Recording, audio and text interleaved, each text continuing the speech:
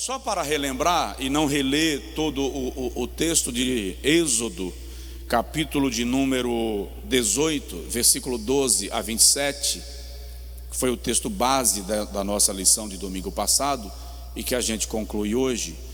Eu vou mencionar para os irmãos o episódio.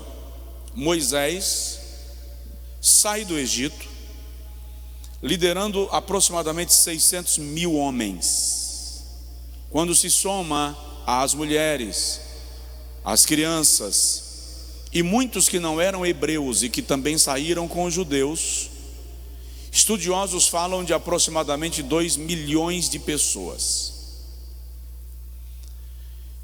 No meio da viagem, Jetro, que é sogro de Moisés, vem encontrá-lo trazendo consigo a mulher de Moisés e os seus filhos. E a Bíblia diz que quando se encontraram, banquetearam e comeram. E quando levanta no outro dia cedo, Jetro percebe Moisés assentado sobre a rocha para ouvir as demandas do povo durante todo o dia. E o povo o ouvia em pé. O texto diz que quando termina o dia, o povo vai embora, quem foi atendido e quem não. Jetro chamou Moisés e perguntou assim: o que é isto que tu fazes? O que você está fazendo? Moisés responde: é que o povo vem a mim, para que eu resolva as suas demandas, e eu me assento para julgá-los e mediar as suas questões.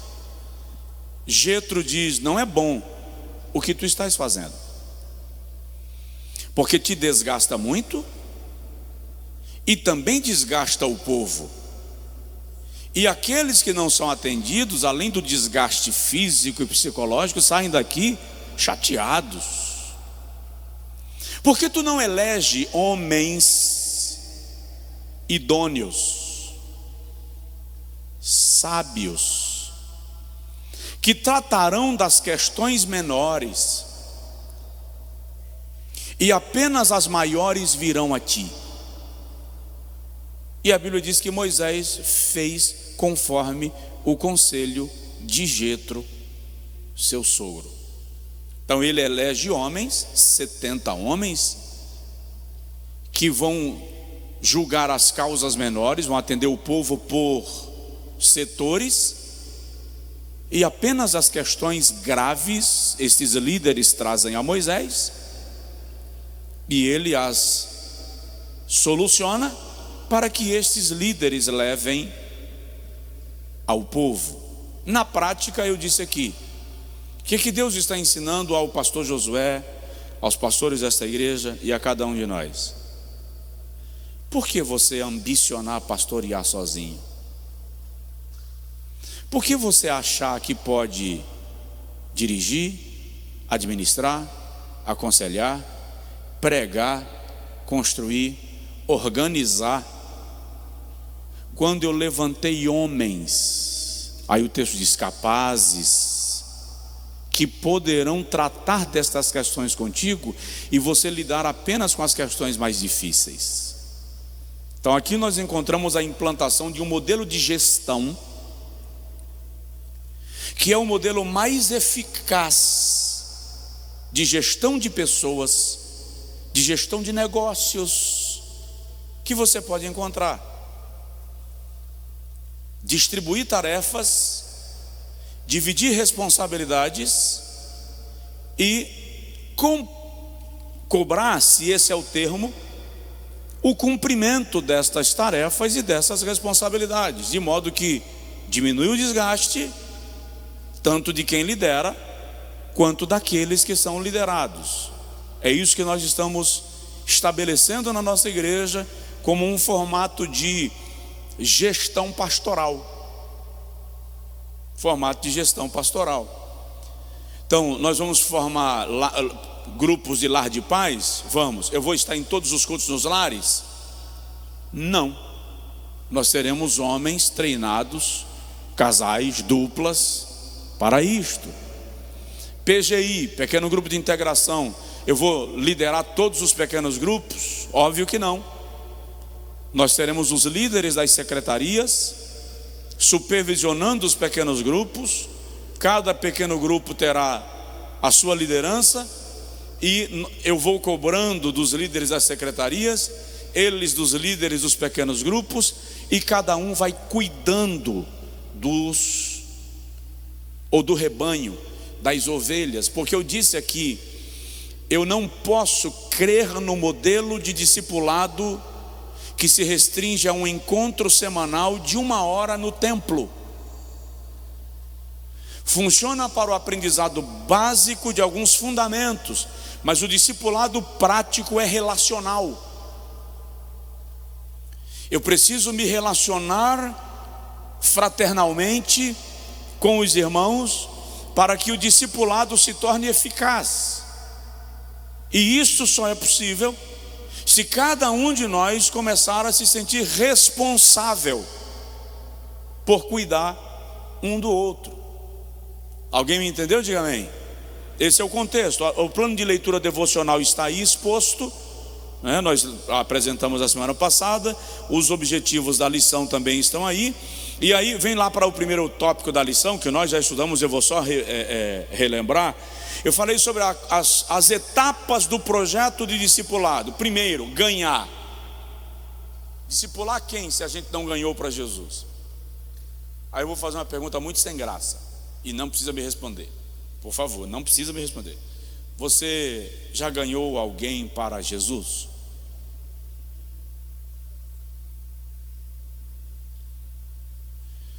Já ganhou alguém para Jesus hoje? Esse mês? Esse ano? Lembro de uma época que eu trabalhava numa igreja, e um obreiro chegou assim muito feliz. E a alegria dele é porque ele disse: Deus me levou lá para fazer um limpa. E eu disse a ele: explica. Ele disse: excluí 20 só esse mês. Eu disse: parabéns. Ganhou quantos? Primeiro está limpando.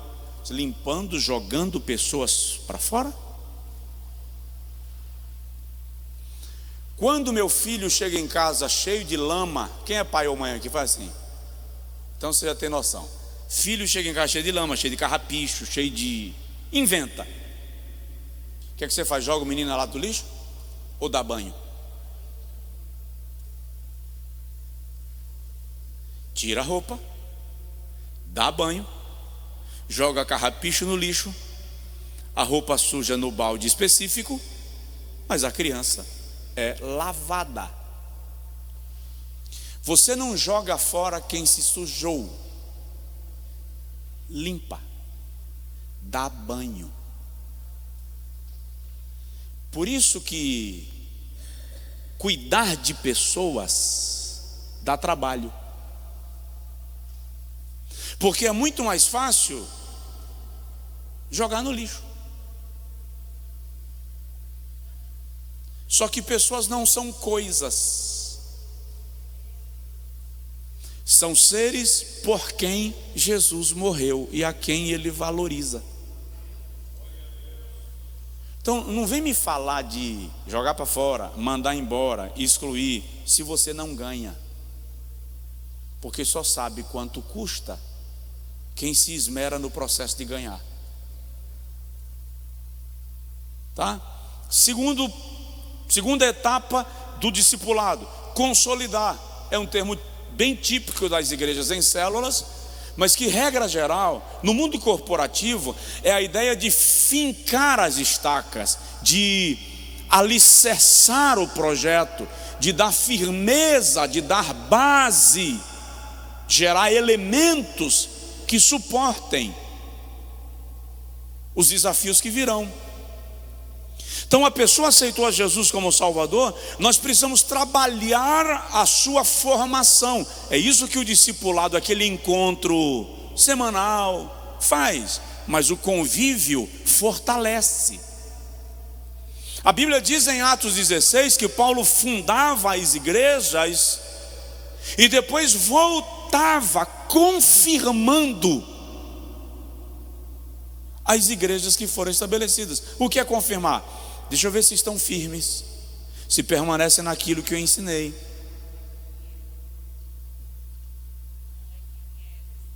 Exatamente. É averiguar se aquilo que foi passado foi assimilado para ser posto em prática. Isso é consolidar, confirmar, repetir. Ninguém aprende a andar de bicicleta na primeira pedalada. Na época que o modelo de alfabetização partia do alfabeto com aquelas cartilhinhas em cima da mesa, sou antigo, não sou não, vou falar a verdade. Essa coisa era repetida, insistida, ensinada, até que se confirmava. Lembro de quando a professora, ainda lembro o nome dela, a professora Lia. Minha letra era ruim que era uma língua estranha. E a professora me passou um caderno de caligrafia. Para quê? Para eu repetir as letras, até que a minha letra chegasse próximo ao formato do caderno de caligrafia. Confirmar, consolidar. Isso é discipulado. A pessoa aceita Jesus aqui, aleluia, aplaude. Hoje nós ganhamos para Jesus sem alma. Pô! Amanhã não vai atrás. Cadê as pessoas que se convertem? Nós deixamos ir.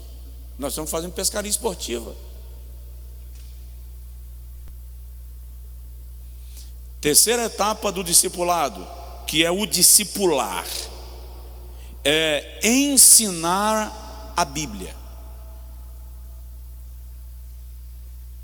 É amamentar. Amamentar. João diz que o discipulado é oferecer leite materno. Na verdade, uma das grandes carências da igreja é de pessoas com a disposição de amamentar recém-nascidos.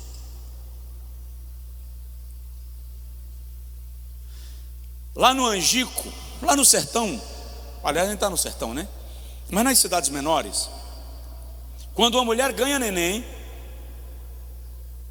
e ela não produz leite materno, se procura na região uma outra mulher que também tenha ganhado neném naquele período e que tem leite de sobra. Ela passa a ser mãe de leite. E detalhe, no interior, e quanto mais você voltar no tempo, mais isso é muito claro na mente das pessoas. O respeito que essa mãe de leite tem da criança que ela amamentou é quase semelhante ao respeito que a criança tem a quem lhe deu a luz.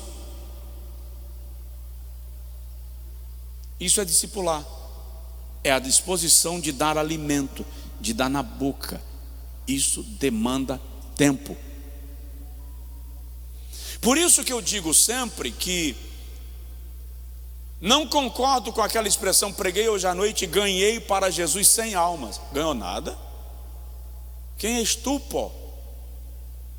Ganhar alma é um processo que envolve um exército. Ganhar uma alma é um processo que envolve um exército. Quantos estão orando por aquela pessoa há quanto tempo? Quantos já evangelizaram aquela pessoa quantas vezes? Quem a convidou para vir no culto aquela noite? Durante o culto, quem na hora do apelo se aproximou e disse: se você quiser ir à frente, eu vou com você? Depois desse momento, quem vai acompanhar o seu discipulamento? É um processo longo, irmão. Ninguém pense que o fato de alguém chegar no final do culto, levantar a mão, é ganhar uma alma. Por isso que quem vai dar galardão não é o pastor, é Jesus. Porque Jesus conhece todos que participaram do processo do resgate de um pecador para o reino da sua glória. De modo que na minha cabeça, quem ganha almas é o Espírito Santo. Nós somos apenas instrumentos desse processo que o Espírito Santo constrói para salvar alguém. Amém? Então nós temos que ganhar, consolidar, discipular e então enviar, que é o que a gente está começando a trabalhar para fazer. Porque só pode ser enviado aquele que foi treinado, ensinado, instruído. Ah, pastor, Paulo encontrou com Jesus em Atos capítulo 9. No capítulo de número 11, a gente já encontra Paulo em Antioquia. Vamos contar os anos?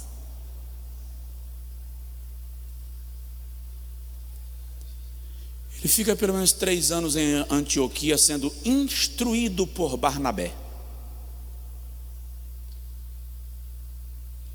Depois ele resolve ir a Jerusalém, porque afinal de contas eu sou Saulo, o cara formado aos pés de Gamaliel, membro do Sinédrio. Paulo é um jurista. Então Paulo imagina que quando chegar em Jerusalém, só o fato de a notícia correr que Saulo se converteu, vai lotar a casa. Que nada, nem Pedro veio receber ele. Ele diz que só esteve com Tiago. E a expressão esteve com Tiago é como se Tiago tivesse tipo assim: pois não, irmão, tudo bem? Aham, tá, ok, Deus abençoe. Sem dar muito. Paulo vai embora e fica aí pelo menos 10 anos sem voltar. Aí o ministério dele começa.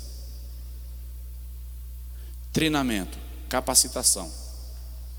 Eu vejo aqui na igreja, vou falar de casa agora, gente que não está vindo para a escola bíblica porque eles dizem assim: não, quando o assunto ficar mais profundo eu começo a ir, porque o que o senhor está ensinando eu já sei.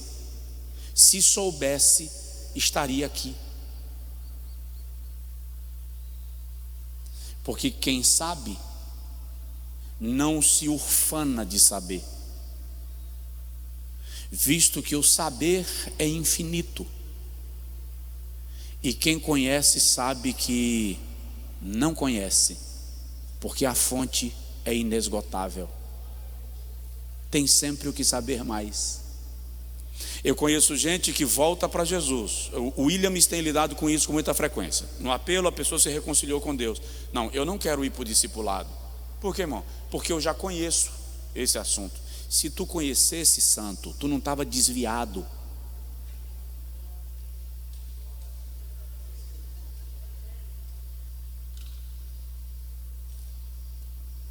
Meu povo perece porque lhe falta o quê? Conhecimento. Fiz um curso teológico bom. Eu fiz um curso teológico bom, sem vínculo denominacional, melhor ainda. Melhor ainda. Desculpa aí os denominacionalistas, não se ofendam, por favor. Quando eu concluí, passou uns anos, eu fui fazer um curso, uma graduação, uma acadêmica, secular, e surgiu a oportunidade de fazer um outro curso teológico. A mesma graduação, o mesmo nível. Para que se eu já fiz um? Fiz de novo. Pastor, essas disciplinas aqui o senhor não precisa fazer, porque o senhor pode eliminar, dispensar. Não, eu quero fazer.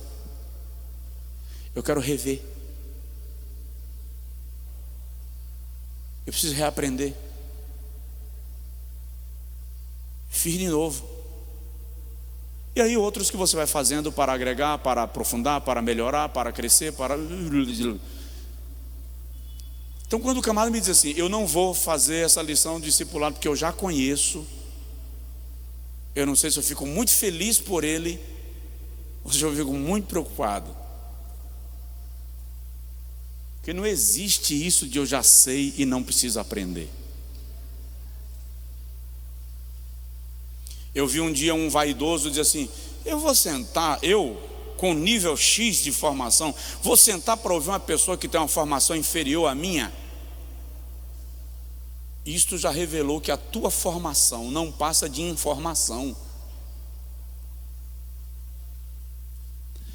Vou repetir, uma das grandes marcas da sabedoria é a humildade.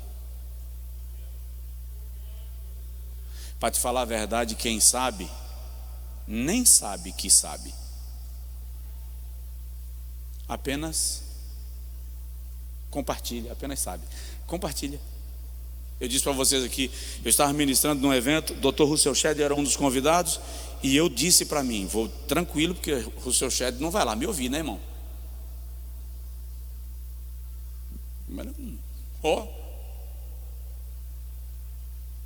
Quando eu cheguei na hora da ministração, alguém falou assim: vamos convidar o Dr. Russell Shedd para orar pelo pastor Josué. O teto do ginásio caiu na cabeça. Antônio Gilberto, uma referência mundial em teologia. Ministrei dezenas de vezes com ele sentado, ouvindo e anotando. Anotando o que, pelo amor de Deus? O que eu estava dizendo que o Antônio Gilberto estava anotando? Pelo amor de Jesus.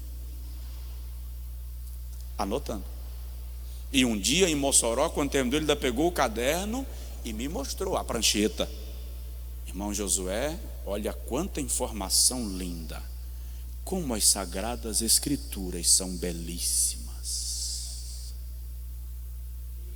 E nós, um menino aprendendo a falar.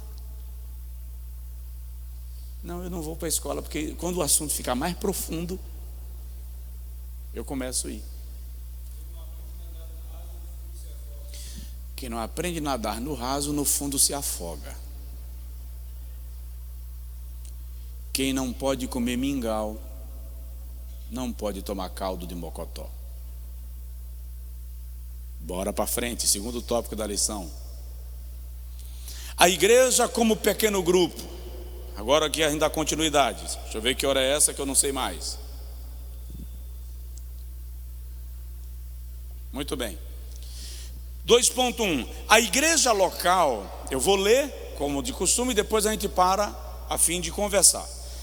A igreja local tem toda a sua estrutura organizada. Templo, ministérios, departamentos, secretarias e eventos. Além disto, adota vários programas de evangelismo, discipulado e atividade social, como escola bíblica cristã, secretaria de homens, secretaria de mulheres, secretaria de jovens, secretaria de adolescentes, secretaria infantil, secretaria da família, bem como departamento de evangelismo, departamento de ensino e outros, além dos projetos de ação social. Logo, os pequenos grupos se tornam agentes multiplicadores na igreja, funcionando como uma espécie de reunião doméstica de discipulado e comunhão, sem vida independente. Presta atenção, o pequeno grupo não é uma igreja à parte da igreja. O pequeno grupo é parte da igreja. Não é uma igreja à parte da igreja, é parte da igreja. As secretarias, departamentos e projetos da igreja são utilizados como a ação efetiva resultante do trabalho diário que nós vamos desenvolvendo no discipulado relacional. Atos dos Apóstolos, capítulo 16, versículo de número 4 e 5, diz assim: quando iam passando pelas cidades, entregavam aos irmãos para serem observadas as decisões que haviam sido tomadas pelos apóstolos e anciãos em Jerusalém. Assim, as igrejas eram confirmadas na fé e dia a dia cresciam em número. O segredo do crescimento da igreja não é fórmula mágica, é perseverança na doutrina dos apóstolos, na comunhão, no partir do pão e nas orações. O segredo do crescimento da igreja aqui é que eles traziam as resoluções que haviam sido tomadas pela liderança da igreja em Jerusalém, repassavam estas resoluções às igrejas locais, e assim elas eram confirmadas na fé, e por isso cresciam em número. Atos capítulo 14, versículo 21 a 23, está aberta a Bíblia? Vamos lá? Folheie a Bíblia. Atos 14, 21 a 23 diz assim: e tendo anunciado o evangelho naquela cidade e feito muitos discípulos, voltaram para Listra, Icônio e Antioquia, confirmando as almas dos discípulos, exortando-os a perseverarem na fé, dizendo que por muitas tribulações nos é necessário entrar no reino de Deus. E havendo-lhes feito eleger anciãos em cada igreja e orado com jejuns, os encomendaram ao Senhor em que haviam crido. Observe que a estrutura organizacional da igreja está sempre em menção. Uma igreja precisa funcionar com estrutura organizacional. Aliás, só para ampliar um pouquinho aqui o leque, eu já disse que eu não creio na presença de Deus onde não há organização. Quiser me convencer, tenta, que eu sento para ouvir. Deus trabalha com organização, princípios, hierarquia, tudo no seu devido lugar. E é muito simples. Se Deus me colocar nesse lugar e eu não cumprir a missão para a qual Ele me estabeleceu, a missão não ficará comprometida. O que Deus faz?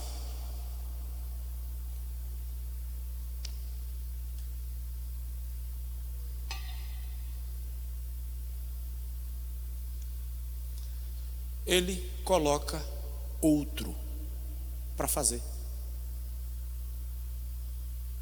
Alguém me entendeu, não? Então, eu preciso compreender que o segredo do crescimento dessas igrejas, veja que em todos se menciona o seu crescimento, era a sua estrutura organizacional. Primeira carta aos Coríntios, capítulo 14, vamos para lá. Capítulo 14, versículo 26.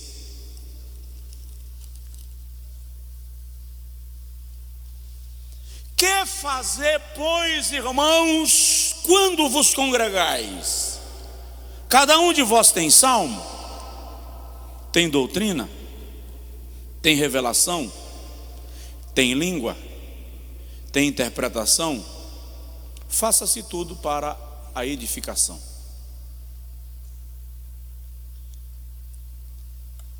Anota se você achar que vale a pena.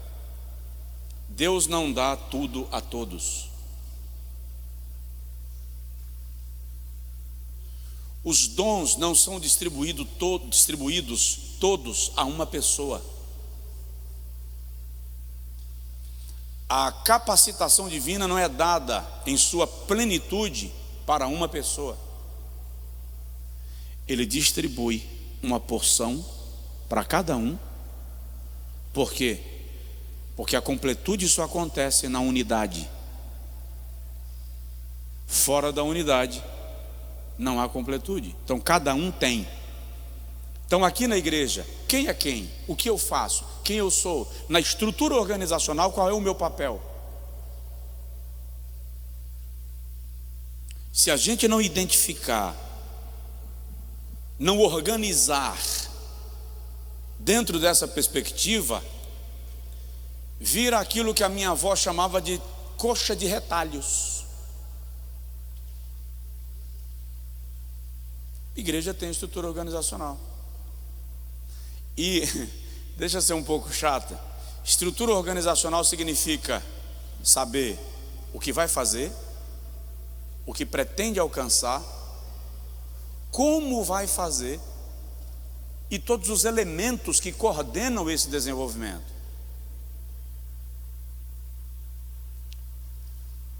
Eu cheguei num culto aqui um dia desses. Aí eu tinha pedido para um pastor começar o culto. E o pastor falou assim: pastor, o louvor ainda está na oração. E aí, o que é que faz? Espera? Eu disse, não, deixa eles orando e começa. E o louvor canta? Mas eu não sei cantar. Chama alguém que sabe, mas começa na hora. Por quê? Porque a igreja tem uma estrutura organizacional. Aí eu até brinquei e falei: pode até terminar atrasado, mas não pode começar atrasado. Porque eu terminar atrasado às vezes está fora da minha determinação. Em dado momento o Espírito Santo tomou o ambiente e resolveu conduzir dentro da dimensão dele. Eu saí do controle. Não pode terminar atrasado por desorganização e indisciplina. Mas o começar no horário está mais na minha responsabilidade do que na responsabilidade do Espírito Santo. Então, no pequeno grupo, é algo que eu gosto de falar e vou frisar sempre isso. Tem hora de começar a reunião e tem hora de terminar. No lar de paz também. E no PGFAN também. Mas eu estou na minha casa, é verdade. Mas se você abusar, no próximo seu filho não tem paciência para estar. Não é melhor ser disciplinado e conseguir agregar do que exagerar e afastar? Quem me entendeu? Então, estrutura. A igreja cresce com a sua estrutura organizacional. O escritor da Epístola aos Hebreus, capítulo 10, versículo de número 23 a 25, diz assim: retenhamos firme, retenhamos inabalável a confissão da nossa esperança, porque fiel é aquele que fez a promessa. E consideremos-nos uns aos outros, diga comigo, consideremos-nos uns aos outros, para nos estimularmos uns aos outros, diga, estimularmos uns aos outros, e às boas obras, não abandonando a nossa congregação, como é costume de alguns, antes admoestando-nos uns aos outros, e tanto mais quanto vedes que se vai aproximando aquele dia. Olha a orientação do escritor, do anônimo escritor aos Hebreus. Por que eu devo congregar, pastor? Para entrar no céu eu preciso ser membro de uma igreja? Não. Mas preciso ser membro da igreja. Como assim? Ser membro de uma igreja é questão de estrutura física, jurídica. Ser membro da igreja é questão de estrutura espiritual. A igreja, antes de ser organização e organismo, antes de ser jurídica, é espiritual. Então, eu posso até não ser membro de uma igreja local, mas preciso ser parte da igreja do Senhor Jesus. Então, não abandonando a nossa congregação. Então, por que eu congrego? Por que eu não posso ser um desigrejado? Primeiro, para a prática da consideração fraternal cristã, a prática da honra cristã. Versículo 24. Essa honra cristã, essa consideração cristã, esse relacionamento de honra cristão depende de convívio. E isso é parte da vida cristã. Quem pensa que não é, está enganado. Não é pela fé? É. Mas a fé estabelece sobre mim alguns modos de condução da minha vida cristã que testificam essa fé. Ei, a fé não é subjetiva. A fé é objetiva. É prática. Quem crê e não pratica o que a fé lhe estabelece, não creu. Então por que eu devo congregar? Para a prática da honra, da consideração mútua. Segundo, para nos estimularmos uns aos outros, para a edificação um do outro. A minha edificação espiritual acontece no convívio. Você me edifica, eu te edifico, e nós edificamos uns aos outros no amor de Cristo. Terceiro, e as boas obras. Conviver contigo me força a me esmerar nas boas obras. O inverso também é verdadeiro. E boas obras aqui não está falando de caridade, está falando de testemunho. Conviver contigo me força as boas obras. Então por que eu devo congregar? Consideração mútua, estímulo mútuo, boas obras em Cristo e, quarto lugar, para admoestação mútua. Um aconselha o outro. Isso é discipulado relacional. Porque um dos problemas, um dos defeitos, dos erros que a igreja comete é achar que só precisa ser discipulado o novo convertido. Eu preciso ser discipulado, preciso ter alguém me discipulando, me orientando, me ensinando, me mentoreando. O que muda? O nível da comida que eu recebo. Um recém-nascido toma leite. Já tem dente? Você já dá um feijãozinho, como é que chama? Pisado, batido no liquidificador, amassado, né? Com a verdurinha. E à medida que ele vai crescendo, essa comida vai se tornando mais sólida. Chega uma idade que ele já come. Eu fui num café de pastores não faz muito tempo. Tomara que a pandemia tenha corrigido esse problema daquele rapaz. Depois que eu terminei de dar a palavra para os pastores, vamos servir. E o pastor da igreja fez assim: pastor Josué, o senhor é nosso convidado, se sirva primeiro. Mas esse moço, um pastor que estava lá, tomou a frente, quebrou a lei do protocolo. Porque primeiro, se o anfitrião determinou que quem vai servir é fulano, e você quebra isso, você quebrou a lei do protocolo. Tecnicamente, quem deve servir primeiro é o anfitrião, ou quem ele der a vez. Ele tomou a frente. E quando tinha uma tigela de ovo cozido, sem exagero, a tigela em si era mais ou menos esse círculo aqui, bem grande. Tinha muito pastor, devia ter uns 300 pastores. E esse camarada parou e pegou um ovo cozido, botou no prato. Aí pegou o segundo, colocou inteiro na boca. Não era ovo de codorna, não, era de galinha mesmo. Mastigou, saboreou e a fila parou. E eu estou atrás dele. Botou o segundo, terceiro, quarto, quinto, sexto, sétimo, número da perfeição. Como já tinha um no prato, ele pegou mais um, botou no prato e saiu. Então chega uma idade que o cara come uma dúzia de ovos cozidos na frente dos outros.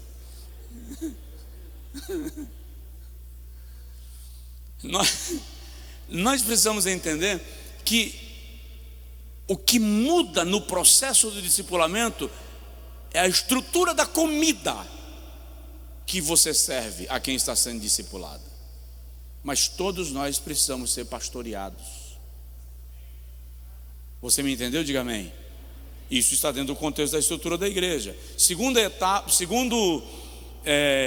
ponto específico da igreja como pequeno grupo: integração. Com os projetos de evangelismo e discipulado que estamos implementando em nossa igreja, integrar-se a eles implica diretamente em confirmar o seu interesse em envolver-se de fato com a nossa comunidade cristã, porque essas ações formam a base discipular para o crescimento sadio do corpo.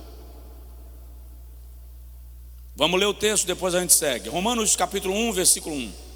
Eu, Paulo, Paulo, servo de Jesus Cristo, chamado para ser apóstolo, separado para o evangelho de Deus. O que isso significa dentro desse contexto que nós estamos agindo? Paulo entendeu que quando ele foi chamado, ele já foi chamado com um propósito. Vou repetir. Paulo entendeu que quando ele foi chamado para a salvação, ele já foi chamado para um propósito. Não citei aí, mas o irmão pode anotar, e nós vamos ler Filipenses. Anota essa referência. Eu acho essa referência, esse texto de Paulo aqui muito extraordinário. Capítulo 3, versículo 13. Filipenses 3:13. Irmãos, quanto a mim, não julgo que eu tenha alcançado. Não, versículo 12. Não que eu já tenha alcançado, ou que seja perfeito, mas vou prosseguindo, para ver se poderei alcançar aquilo para o que também fui alcançado. Então Paulo diz: ei, eu não fui alcançado sem propósito. Não alcancei ainda a meta, não sou perfeito, mas estou prosseguindo. Para onde? Para alcançar. Alcançar o quê? Alcançar aquilo para o que eu fui alcançado. Por isso que ele diz: prosseguindo para o alvo, pelo prêmio da soberana vocação. Porque nós crentes somos mestres em ler um versículo e esquecer o que está em volta dele. Paulo, quando ele diz prosseguindo para o alvo, qual é o alvo? Alcançar aquilo para o que eu fui alcançado. Você foi chamado para alcançar. Há um propósito de Deus na tua salvação. É claro, pastor, a glória. Você já morreu, santo? Porque se o propósito de Deus quando nos salva fosse exclusivamente o céu, quem quer aceitar Jesus como Salvador? Eu. Partiu. Então por que Jesus salva a gente e mantém a gente aqui? Para alcançar um propósito. Há uma missão a cumprir. Há um desenvolvimento que nos envolve. Você me entendeu? Diga amém. Então se integre. Não vou ficar na igreja porque não tem nada para eu fazer. Como assim? Vou cuidar da alma de alguém. Não recebi cargo. Eu estou doente com esse negócio de título e posição na igreja. Estou doente com isso. A Bíblia não trabalha com título e posição. A Bíblia trabalha com serviço e disposição.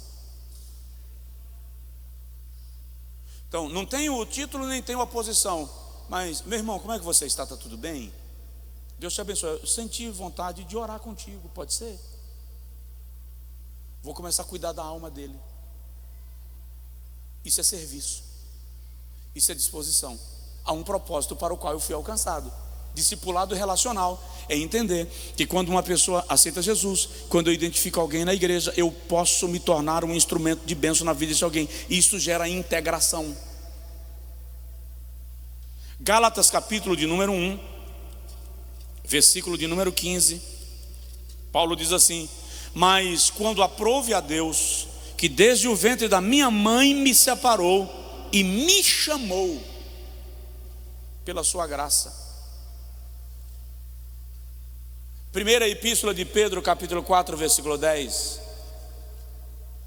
Abra a Bíblia, eu quero ouvir o barulho da página. É porque eu cito muito rápido, né? Eu cito o texto e já cito, já falo, eu menciono a referência e já cito o versículo. Aí você diz assim: não precisa nem abrir. Tá, eu vou me disciplinar. Eu vou esperar.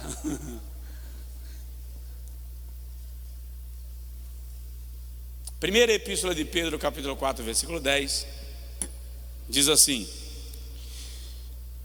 servindo uns aos outros, conforme o quê? Bora lá. Servindo uns aos outros conforme o quê? Conforme o dom. Que dom? Que cada um há recebido. segundo o dom que cada um recebeu, segundo o dom que foi dispensado a você, como bom dispenseiro da multiforme graça de Deus. Eu vou dizer uma coisa aqui, que se você não der glória a Deus, eu te dou uma carreira. Veja a preocupação de Pedro de falar de cada um serve segundo o dom que recebeu. Então Deus não cobra de mim aquilo que Ele não me entregou. Segundo, conforme a multiforme graça, porque Deus não usa eu como usa a irmã Keren, porque a graça é multiforme, ou seja, essa diversidade, essa expansão, essa amplitude da graça permite que Deus use a cada um de maneira distinta, para que todos sejam alcançados por sua graça. Então Deus usa cada um de maneira específica, porque a graça é multiforme, e Ele cobra de mim que eu edifique ou sirva ao outro irmão com o dom que eu recebi. Qual foi o que você recebeu?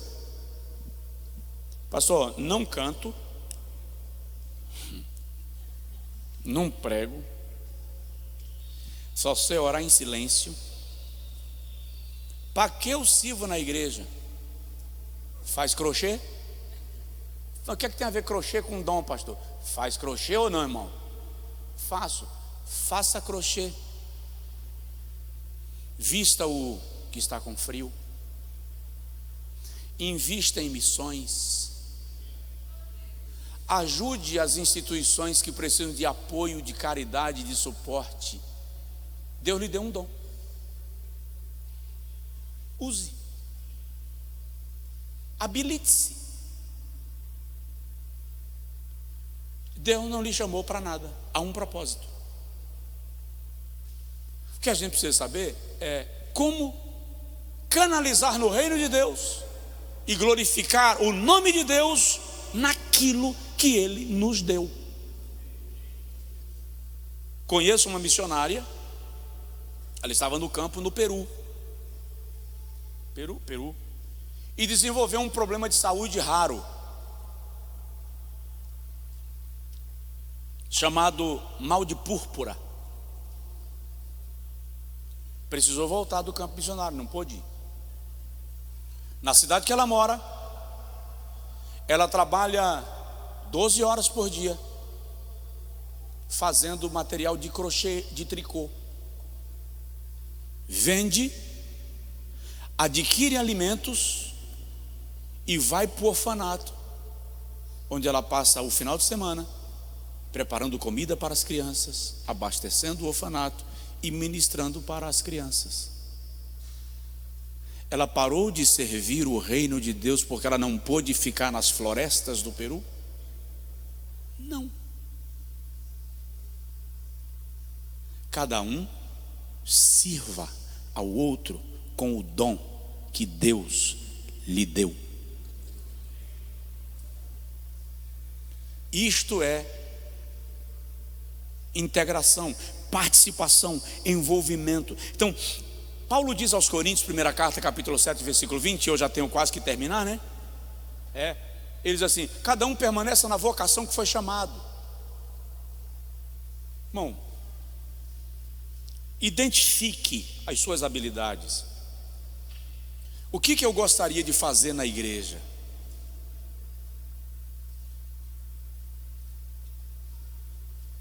Se aproxime de quem vai lhe direcionar. Pode ser o pastor, pode ser o líder do departamento, o líder da secretaria. E se você se aproximar de um e dizer assim: pastor, olha, irmão fulano, eu gostaria muito de servir na igreja, mas eu só sei fazer isso. Ele diz assim: não serve, irmão. Irmão, procura outro. Clama o sangue de Jesus e procura outra pessoa, porque esse que você procurou ainda não compreendeu a multiforme graça. Não compreendeu a multiforme graça. Para a sua habilidade, há uma atividade no reino de Deus.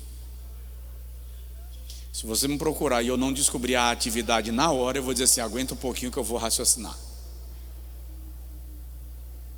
E a gente acha. E se a Jace, né? Já está falando que se procurar o Williams, ele acha tudo. Ele não ouviu, mas tudo bem, está valendo. Então, o que nós precisamos é colocar os nossos dons a serviço de Deus, as nossas habilidades a serviço de Deus, a nossa disposição a serviço de Deus. Agora presta atenção, em nome de Jesus, igreja, cristianismo sem fronteiras, em nome de Jesus. Por que não está aqui, pelo menos as cadeiras todas ocupadas aqui? Porque é domingo de manhã e eu preciso dormir um pouco mais. Tá, tudo bem. Em nome de Jesus, se liberta da mentalidade de título e posição. Ela é doentia, é política e é religiosa. Adquira a mentalidade de disposição e serviço. Disposição e serviço. Estou disposto. Quero servir. Onde vai surgir, pode ter certeza. O problema é essa limitação nossa, política e religiosa, de querer o título e a posição. E não há título e posição para todo mundo. Agora, serviço há para todos e disposição só há em alguns.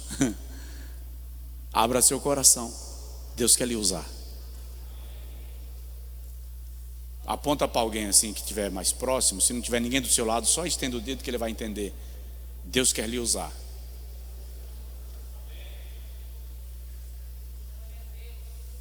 Eu lembro, eu vou dar uma pausa aqui para a gente ir para respondendo à autoridade pastoral e a gente já conclui, porque o último tópico é só um paralelo que eu quero fazer entre o modelo que a gente pratica e o modelo que a gente vai começar a caminhar.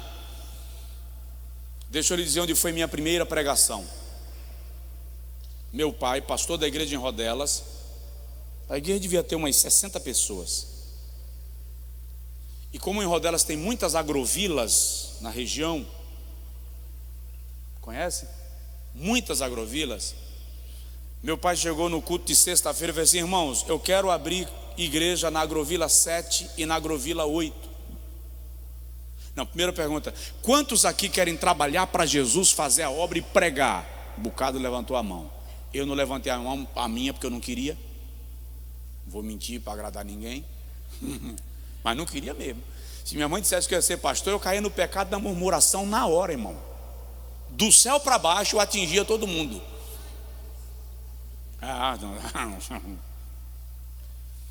Quem quer pregar, tá, o seu usado por Deus, levantar a mão. Eu fiquei com a minha baixada.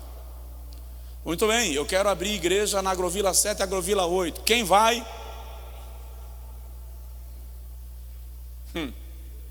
Eu, hein? Aí no sábado eu cheguei para meu pai e falei assim: eu vou para a agrovila 7.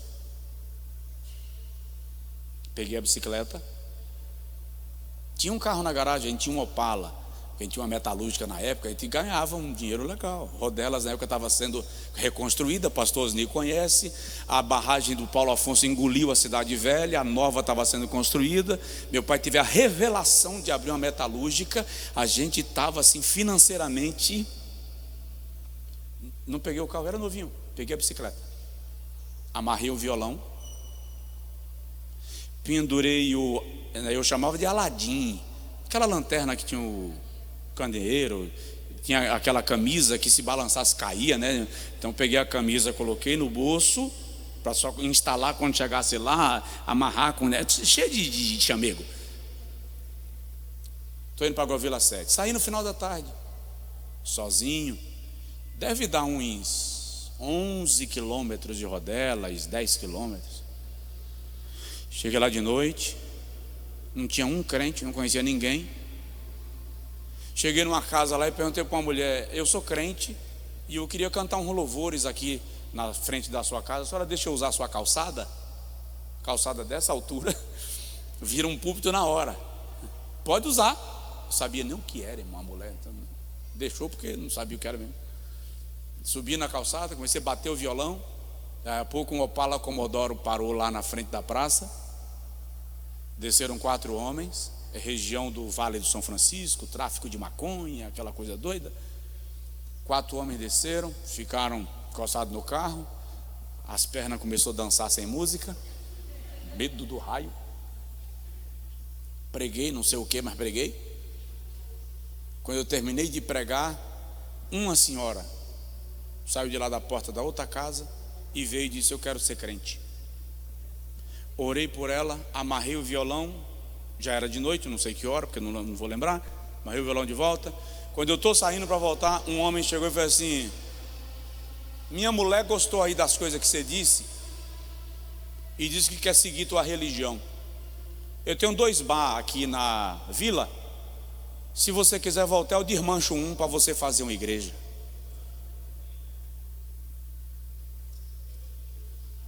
Cheguei em casa, falei com meu pai: prepara o povo para a gente inaugurar a igreja no próximo sábado. Até hoje a igreja está lá, funcionando, para a glória de Deus. Então, chegou a oportunidade, se disponha. Que título eu tinha? Nenhum. Que posição? A posição que eu tinha era uma posição que não é muito favorável. Filho do pastor. Não é muito. Então, quando você se dispõe, o serviço se apresenta. Sirva. Amém? Vamos lá, terceiro tópico. Respondendo à autoridade pastoral. A autoridade pastoral é plenamente reconhecida. Os líderes dos departamentos e de pequenos grupos não podem realizar ceia, batismo, ordenação de obreiros, nem dirigir reuniões de seu grupo em dias de cultos regulares da igreja local, pois todos os participantes de seu grupo devem saber e sentir que fazem parte de um grupo maior, que é a igreja.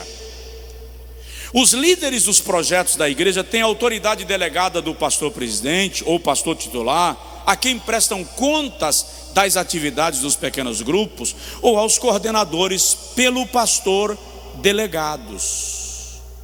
Dentro da estrutura organizacional da igreja, nós precisamos entender que os líderes do lar de paz, do PGI, dos departamentos da igreja, das secretarias, devem reconhecer sempre a autoridade daqueles que estão liderando sobre a sua vida.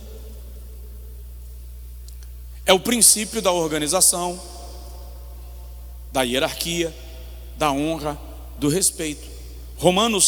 Hebreus capítulo 13, versículos 7 e 17, a orientação bíblica é que nós devemos obedecer aos nossos pastores, porque eles foram estabelecidos por Deus para cuidar de nós. E o detalhe, hão de dar conta das nossas almas a Deus. Essa é a parte. Lembrai-vos dos vossos pastores, Hebreus 13, 7, os quais vos falaram a palavra de Deus, e atentando para o êxito da sua carreira, imitai-lhes a fé. 17, obedecei a vossos pastores, sendo-lhes submissos, porque velam por vossas almas, como quem há de prestar contas delas, para que o façam com alegria e não gemendo, porque isso não vos seria útil. Essa é a parte complicada, porque cada crente vai dar conta de si mesmo a Deus, mas os pastores vão dar conta de si mesmo e do rebanho.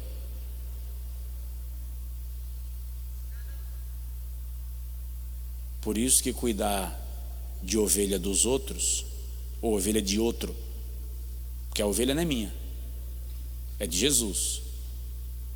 Então, se eu mato o cordeiro, se eu sacrifico a ovelha, quando o dono do rebanho chegar, Josué, aquele cordeiro que eu estou sentindo falta, matei. Como assim? Vendi. Como assim? Vendeu sem me perguntar? sacrificou sem conversar comigo o meu cordeiro, a minha ovelha? Eu tive um pastor muito radical em São Paulo. Ele era sargento do exército,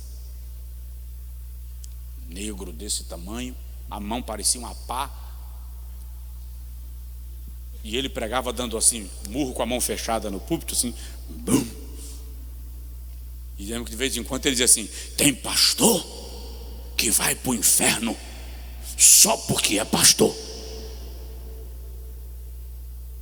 E um dia eu falei: pastor Raimundo, eu não consigo entender essa frase. Tem gente que está no lugar errado, matando as ovelhas de Jesus.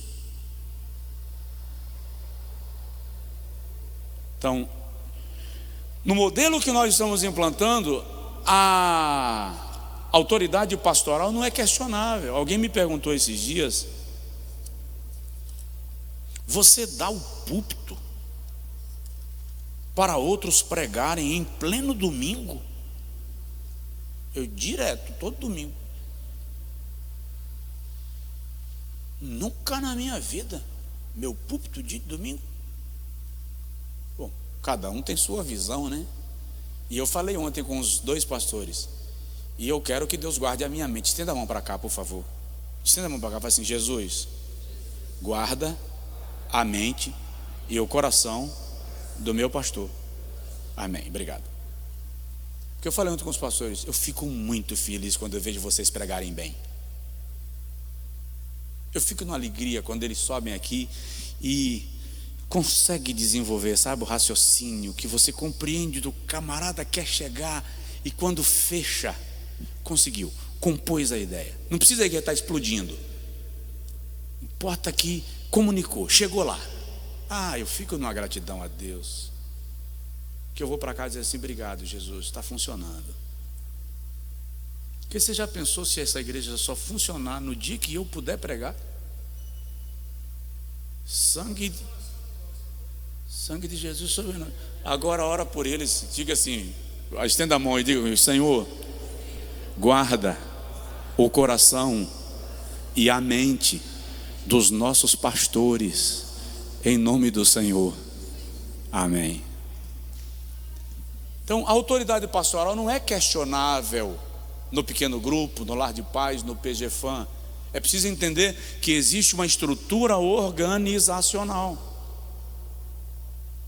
E o detalhe: se você recebeu de Deus o dom da palavra, você prega e eu não sei ainda, dê um jeito de me fazer saber. Porque se você não me fizer saber, cedo ou tarde, o Espírito Santo vai me fazer saber. E eu vou lhe encontrar na esquina e vou dizer assim: hoje é contigo. Querem estar dizendo aqui, encontra mesmo. Tá? Então, vamos lá. Tito capítulo 2, versículo 10 diz assim: não defraudando, antes mostrando perfeita lealdade. Ou seja, eu preciso ser leal ao projeto que eu estou compondo, fazendo parte. Lealdade no reino de Deus é imprescindível para que a obra de Deus seja desenvolvida com bom êxito, bom resultado. Amém? Então tem outras referências aí, eu vou agilizar para o tópico de número 3 para a gente ganhar tempo, mas precisamos ser leais naquilo que nos foi confiado. Romanos 3,3 Paulo diz assim: se alguns foram infiéis, porventura a infidelidade deles anula a fidelidade de Deus? Oh, que texto gostoso. Esse é o problema da nossa vaidade, que a nossa vaidade diz assim: se eu não fizer, eu quero ver quem faz. Se eu sair, eu quero ver ficar de pé. Aí a Bíblia diz assim: se alguns foram infiéis, a sua infidelidade anula a fidelidade de Deus? Não. É isso que nós temos que entender. Gente, entende uma coisa: essa obra não é de homens, é de Deus, e Ele responde por ela. Estou falando dessa obra só no sentido local, não, estou falando da obra de Deus. Amém? Vamos lá, terceiro tópico da lição, a gente terminando, comparando o modelo de pequenos grupos, PGI, PGFAM, Lar de Paz. Vou fazer uma pergunta constrangedora. Vou. Quem já está fazendo o PGFAM em sua casa, levanta a mão. Não falei que era constrangedora? Essa foi para esculambar mesmo. Por quê, irmão? Já estou na 9ª lição, no 9º esboço do PGFAM. Você sabia que no mundo inteiro tem gente praticando? É porque a fonte está na sua pia, né? A torneira está aberta na sua pia. Outros bebem da água, mas você não está se importando com a torneira aberta em cima da sua pia. Afinal de contas, a gente só tem vontade de tomar banho de piscina quando não tem piscina em casa. É ou não é? Quando a gente não tem piscina em casa, se Deus me desse uma casa com piscina, que Deus te dê. A gente só tem paixão pela praia quando a gente mora distante da praia. Quando compra a casa de praia,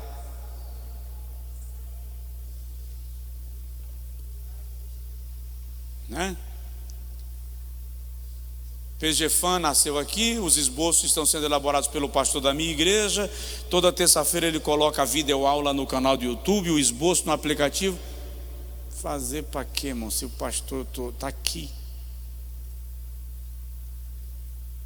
né? Não perca a oportunidade de crescer espiritualmente, intelectualmente, ministerialmente. Não perca. Amém? Eu ia fazer agora igual as mães. Quem é mãe? Levanta a mão. Quase toda mãe faz isso. No dia que Deus me tirar de vocês vão me valorizar.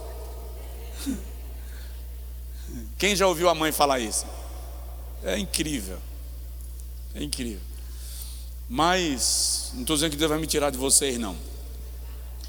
E também não estou dizendo que não vai. Mas aplique o PGFAM, instale em sua casa. Os esboços estão aí no aplicativo. Senta com a sua família, chama a sua mulher, seu marido, seus filhos. Vamos estudar a Bíblia? Vamos conversar aqui um pouquinho? Conversa, bate-papo, compartilhamento da palavra. 15 minutos, 20 minutos. Escolha um dia na semana e faça isso. Porque para a gente instalar o Lar de Paz, no mínimo a igreja precisa estar envolvida no PGFAM. Como é que eu vou dirigir culto na tua casa se eu sequer faço na minha? Você está me entendendo? Diga comigo assim: Senhor, agora o teto vem no seu juízo. Repete: Senhor, eu vou estabelecer na minha casa o pequeno grupo com a minha família. Não prometeu para o pastor, tá? Não prometeu para o pastor. A oração não foi: pastor, eu vou estabelecer. A oração foi: Senhor. Pode fazer sozinho. Eu moro sozinho, pastor, o que é que eu faço? Pega o esboço, estuda sozinho. Estude, vai ser bom. Vamos lá. Comparação do modelo de pequenos grupos sobre o modelo histórico. Perspectiva e foco. Como nós trabalhamos hoje, o ponto focal é o que acontece no templo. No formato que nós queremos trabalhar do discipulado relacional, o ponto focal é o relacionamento entre pessoas. Amor e cuidado. No que a gente falha? Culto de domingo à noite, igreja lotada. Cheguei, participei do culto, glória, aleluia, terminou o culto, vou-me embora. Sequer percebi quem estava do meu lado. Dentro desse formato, eu vou estabelecer relacionamentos. Então eu vou sentir falta da pessoa que não veio.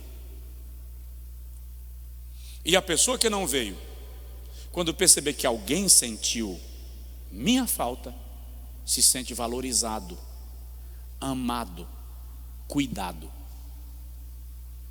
Entendeu? Diga amém. Então, se você lembrar de alguém que poderia estar aqui agora de manhã e não esteve, terminar a escola, você manda uma mensagem: a escola foi uma bênção, senti sua falta. Não precisa cobrar, pressionar, nada disso, só isso, senti sua falta. Tá? Segundo, atividades ocorrem nos cultos semanais.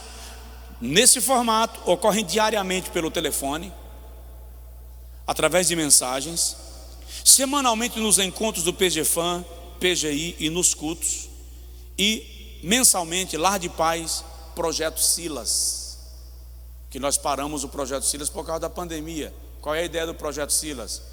Vamos sair aqui em grupo, vou chegar na casa de dona fulana, não precisa ser crente não, cheguei aqui no bairro, tá? Cheguei na casa de dona fulana: senhora está bem, tudo bem? Nós somos da Igreja Cristã Sem Fronteiras, viemos aqui para servir a senhora. A senhora está precisando de quê? Limpar a casa? Fazer faxina? Limpar o jardim? E entra o grupo de 10, 15 pessoas. Um cuida do jardim, o outro faz uma, abençoa. Tem um idoso para dar um banho, dá o banho, terminou, Deus abençoe a senhora. Vamos fazer uma oração. Fez a oração, foi embora. Começar a impactar a região onde você está, sem precisar pregar a sua igreja. Praticar a vida cristã com serviço. Serviço. Tá? Dever pastoral: pregar bons sermões, fazer casamentos, funerais, festas ocasionais, visitas, sobrecarga pastoral, porque tudo pesa sobre uma pessoa. No novo modelo, modelar a vida das pessoas para que se tornem ministradores de bênçãos, repetidores da palavra que receberam nos cultos, e ministrar uns aos outros. Monta enfermo: olha, se eu fosse você, eu saía dessa igreja, o pastor não veio no hospital lhe visitar. Ô santo, você não foi por quê? Chega lá, querido: olha, eu vim te visitar representando a nossa igreja, soubemos que você está enfermo e eu vim aqui para orar por sua vida. Deixa de ser responsabilidade exclusiva de uma pessoa e passa a ser responsabilidade nossa, que cuidamos uns dos outros. Me entendeu? Diga amém. Tarefa primária do líder: dirigir os programas da igreja, organizar congressos e eventos. No formato do discipulado relacional, equipar cada membro da igreja para que se torne um discípulo de Jesus e cumpra seu chamado como gerador de filhos espirituais. Os eventos acontecem de quando em vez, de vez em quando. O discipulado relacional acontece todo dia. Vamos lá. Expectativa dos membros. No modelo convencional: frequência, contribuição, cargos. Esse negócio de cargo está me dando febre. Títulos, credenciais, funções. No modelo do discipulado relacional: ministrar uns aos outros, disponibilidade para servir e ajudar, como sacerdotes de uma aliança em Cristo, gerar vidas pelo evangelismo e relacionamento e cuidar bem delas. Estou lá preocupado com o título. Eu quero é servir e fazer alguma coisa para o reino de Deus. Eu preciso cantar aquele louvor da harpa que diz assim: posso, tendo as mãos vazias, com Jesus eu me encontrar. Nada fiz e vão-se os dias, e ao Senhor me apresentar. Então eu não estarei com as mãos vazias. Deixa eu agilizar. Comprometimento: manter a tradição e o convencional. Discipulado relacional: promover o crescimento do reino de Deus e da integração. Tamanho dos grupos na igreja, no culto de celebração: muitas pessoas. A relação é impessoal. No discipulado relacional, a comunidade cristã é formada de amigos e irmãos que se relacionam. A gente mal sabe o nome de quem senta do nosso lado. Quando sabe?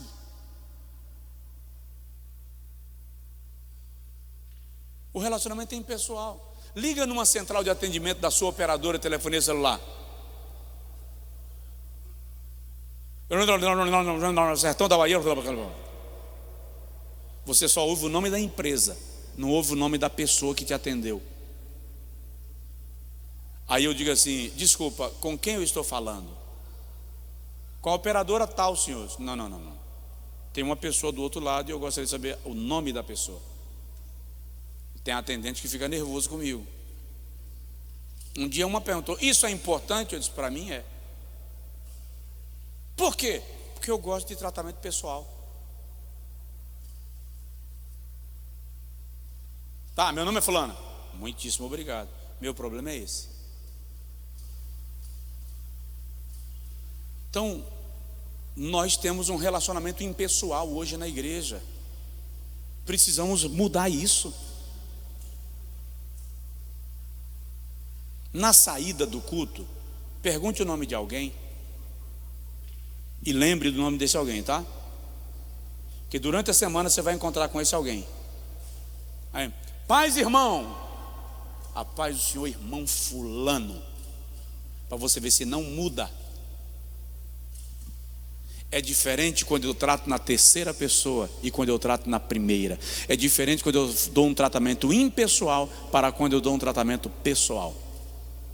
Você não pode ser como o vendedor que chama todo mundo de seu Zé e Dona Maria. Eu conheço um representante comercial, ele é daqui da igreja. Ele fala assim: pastor, onde eu chego é seu Zé e Dona Maria. Quando eu chego nas igrejas por aí, porque assim, os títulos e funções são muito importantes na hierarquia, na estrutura, no sistema das igrejas. Então, de repente eu encontro um camarada, eu não sei se ele é pastor, se ele não é pastor. Se ele for pastor e eu chamar ele de irmão, ele vai me dar uma bronca. Pastor fulano. Aí eu fico sem graça. Então eu tá de paletó e gravata, virou pastor. Pastor. Não sou pastor não. Bom, deixa eu começar de cima, porque na pior das hipóteses eu erro favorecendo. Porque as pessoas são muito apegadas ao título. Ser irmão não é título, é relacionamento. Conheci um camarada, quando eu o conheci, ele era membro da igreja X. De repente ele se tornou pastor, e eu não sabia. Encontrei com ele um dia na empresa, que eu fui lá para acertar um negócio. E aí quando estava falando: irmão fulano, agora eu sou pastor. Eu disse: opa, maravilha, parabéns, Deus abençoe, show, pastor. Aí eu fui convidado para pregar na igreja Y, ele estava lá. E eu fiz a menção: quero falar da minha alegria de rever o pastor fulano. Ele ficou em pé, fez assim: eu já sou bispo. Sou bispo fulano.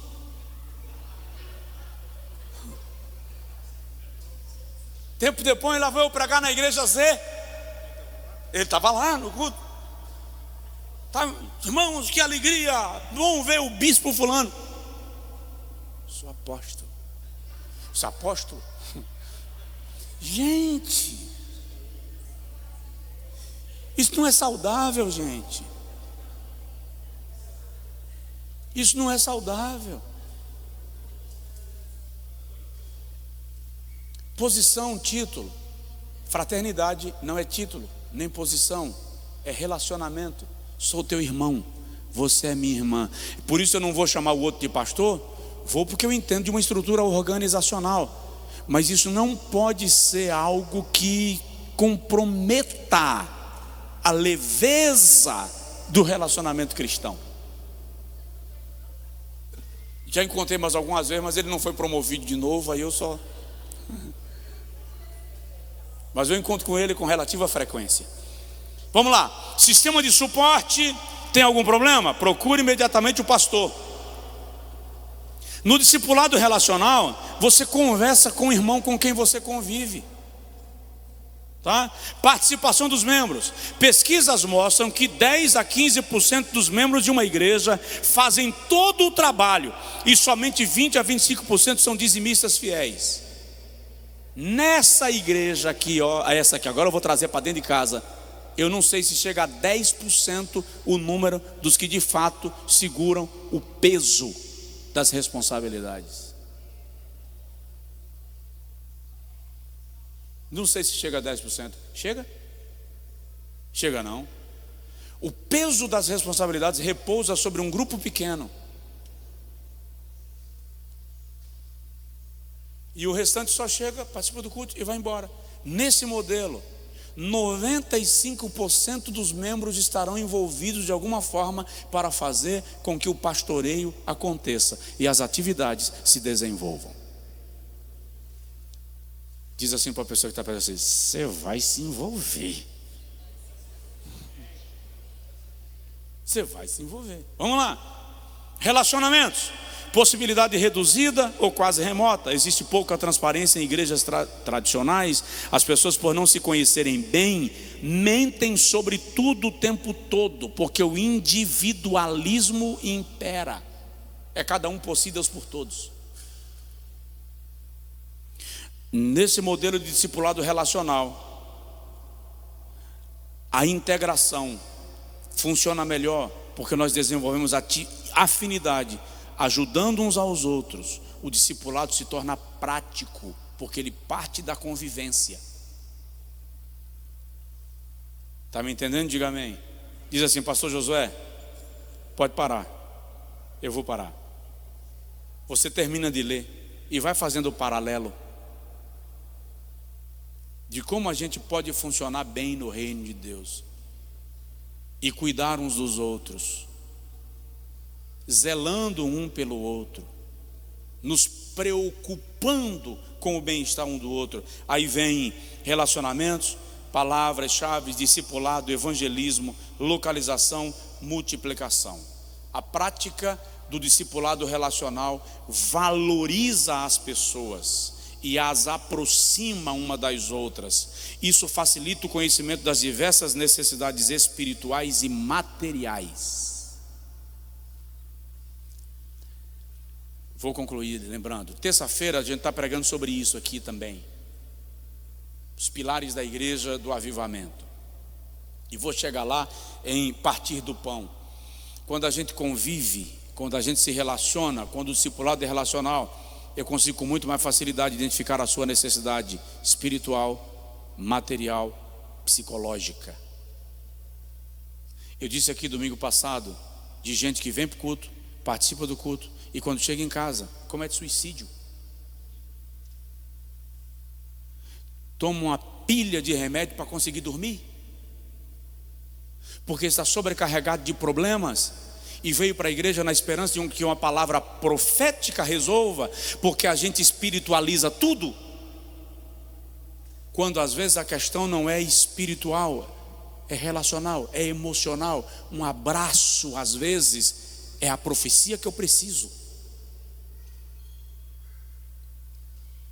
uma palavra de apoio às vezes é a pregação que eu preciso, uma mão no ombro às vezes é o consolo que eu preciso. Alguém me escrever depois do culto e dizer: senti tua falta, às vezes surte mais efeito que uma pregação de 1h30.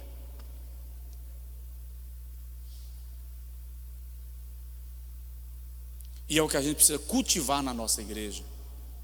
Diga que a gente vai conseguir. Isso sim é vida cristã, é discipulado, é igreja. Não cada um por si e Deus por todos. Então de repente eu descubro que o problema daquele irmão é a feira que ele não conseguiu fazer. E no discipulado relacional, às vezes eu nem posso fazer a feira do irmão, mas eu posso chamar mais 5. E a gente consegue resolver o problema do irmão que estava levando ele para o desespero.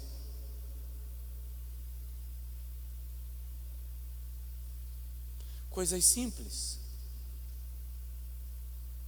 Eu encontrei um dia desse uma irmã extremamente angustiada, aflita, amargurada e frustrada com o evangelho. Vou desistir da fé e tal. Nem me procurou Elide, na verdade. Mas por quê? Minha filha tem um problema de visão. Já pedi apoio, não sei quantas pessoas, não consegui resolver. Uma cirurgia resolve, não posso pagar. Vai ficar cega. Relacionamento. O assunto chegou a mim. Pede a documentação.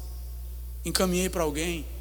2 dias depois a pessoa me respondeu: pastor, a cirurgia está marcada. Já fez. Problema resolvido. Mas isso é possível se a gente viver uma vida cristã de relacionamento. Porque pelo relacionamento eu vou descobrir que você tem um problema, que às vezes eu não posso resolver, mas eu conheço alguém.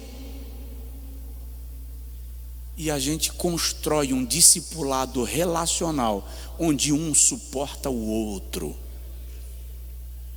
E o problema nosso é que quando fala em suportar, a gente pensa, tem que suportar, irmão fulano. Suportar, irmão, literalmente é dar suporte. Por isso que a Bíblia diz: levai as cargas uns dos outros, e assim cumprireis a lei de Cristo. Vamos terminar. Domingo a gente continua. Se Jesus não tiver voltado ainda, aí a gente começa a mergulhar num caldinho mais cremoso. Daqui um dia vem um caldinho de mocotó. Aí daqui um dia um pouquinho de pimenta. Fica tranquila que a gente chega lá.